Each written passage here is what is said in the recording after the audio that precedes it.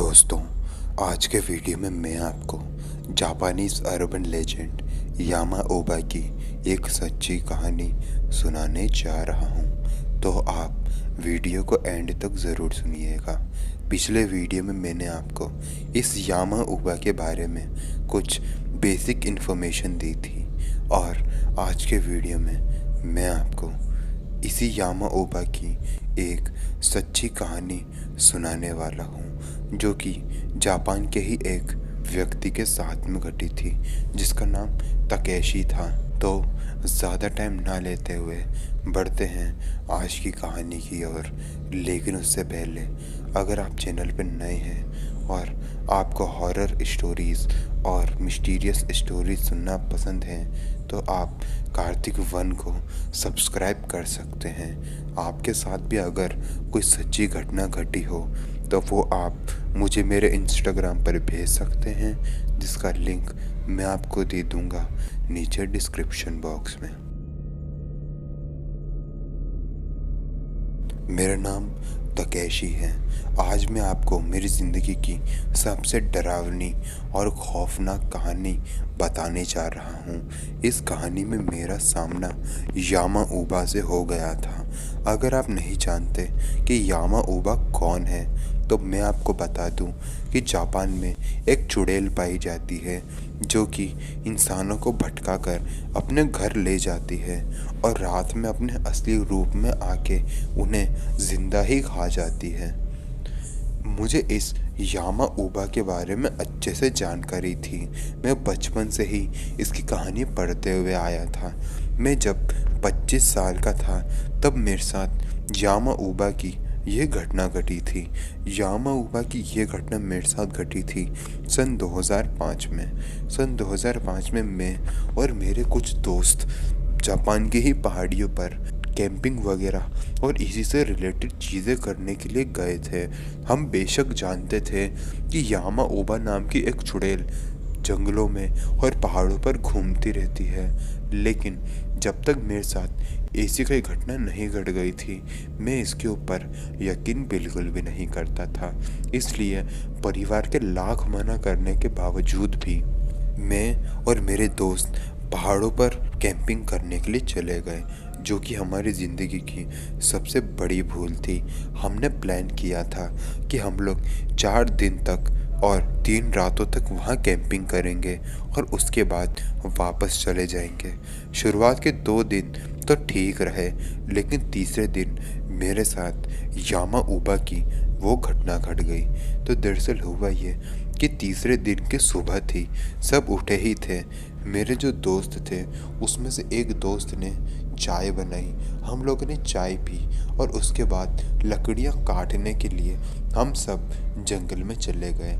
हमने डिसाइड किया था कि जैसे ही लकड़ियाँ इकट्ठा हो जाएंगी तो हम सभी लोग इसी जगह आकर वापस मिलेंगे। मैं भी अपनी एक कुल्हाड़ी लेकर जंगल के अंदर चला गया था ताकि मुझे लकड़ियाँ मिल सके।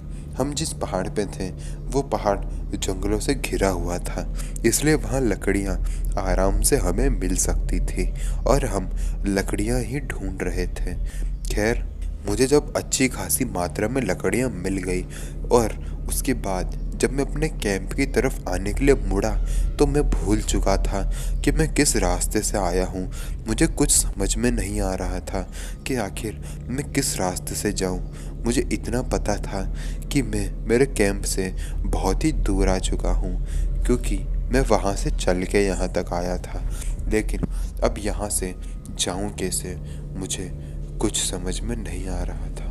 मैंने वो लकड़ियाँ वहीं नीचे फेंकी और अपने दोस्तों को चिल्ला चिल्लाकर बुलाने लगा। मैं बहुत ज़्यादा घबरा गया था और एक पेड़ के पास जाकर बैठ गया और बस मैं रोने ही वाला था कि एक बूढ़ी औरत आई।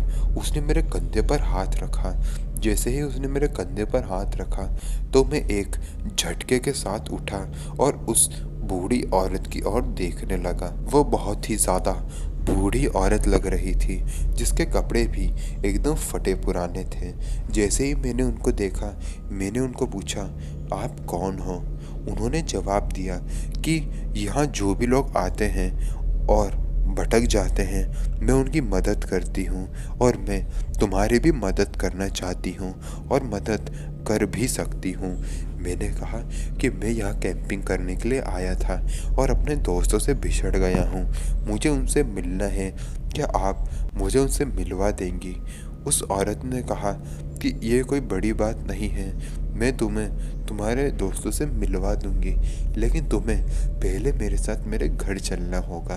मैं उस औरत के साथ उसके घर चलने के लिए पहले तो राज़ी नहीं था, लेकिन उस औरत के बार बार कहने पर मैं जाने के लिए राज़ी हो गया, क्योंकि मेरे पास कोई और चारा ही नहीं था।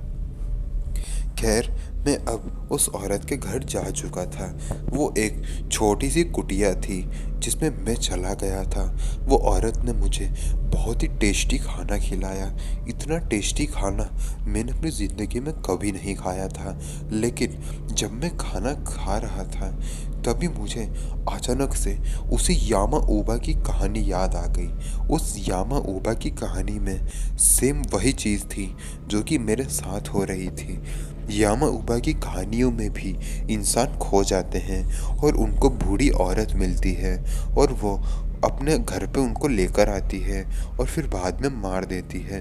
ये सारी बात मेरे दिमाग में चल रही थी और ये सोच सोच कर मैं बहुत ज़्यादा डर भी रहा था। वो बूढ़ी औरत मेरी आंखों के सामने ही बैठी हुई थी।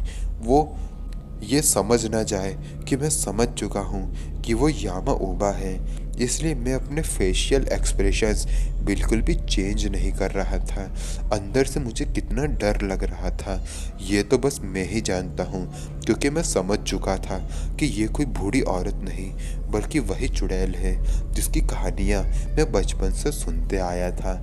मेरे दिमाग में एक प्लान आ रहा था और वो प्लान ये था कि रात होने से पहले मुझे कैसे न कैसे करके इस घर से बाहर निकलना है, क्योंकि रात होते ही मैं यहाँ से बाहर बिल्कुल भी नहीं निकल पाऊँगा। जैसे ही मैंने खाना खाया तो मैंने दादी को बोला, दादी पानी मिलेगा क्या? दादी पानी लेने के लिए जैसे ही किचन में गई तो मेरी आंखों के सामने एक दरवाज़ा मौजूद था जो कि खुला हुआ था। मैं भागते हुए उस दरवाजे से बाहर निकल गया और जिस तरफ से मुझे रास्ता दिखाई दे रहा था मैं उस तरफ भागते हुए जा रहा था। जब मैंने पीछे पलट के देखा तो मैंने देखा कि वही बूढ़ी औरत गेट पर खड़ी हुई थी और बहुत ही ज़्यादा गुस्से में मुझे देख रही थी। उसके गुस्सा देखकर ऐसा लग रहा था कि वो मुझे अभी के अभी जिंदा खा जाएगी। मैं उससे जितना दूर हो रहा था मैं भागते जा रहा था। फिर थोड़ा ही आगे जाने के बाद मुझे मेरे दोस्तों की आवाज़ सुनाई दी।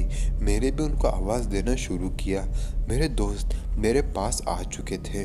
मैंने उनको अपने साथ घटी सारी घटना बताई और उसके बाद जल्द से जल्द हम लोग कैंप के पास पहुँचे और जितनी जल्दी हो सकता था हमने उस कैंप को निपटाया और अपने घर आ गए।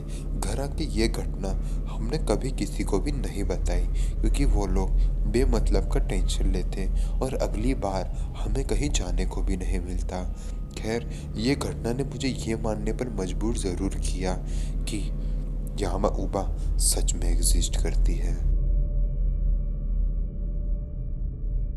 तो दोस्तों, वीडियो पसंद है तो वीडियो को लाइक करें और कमेंट करके बताएं कि अगली वीडियो आपको किस टॉपिक पे चाहिए।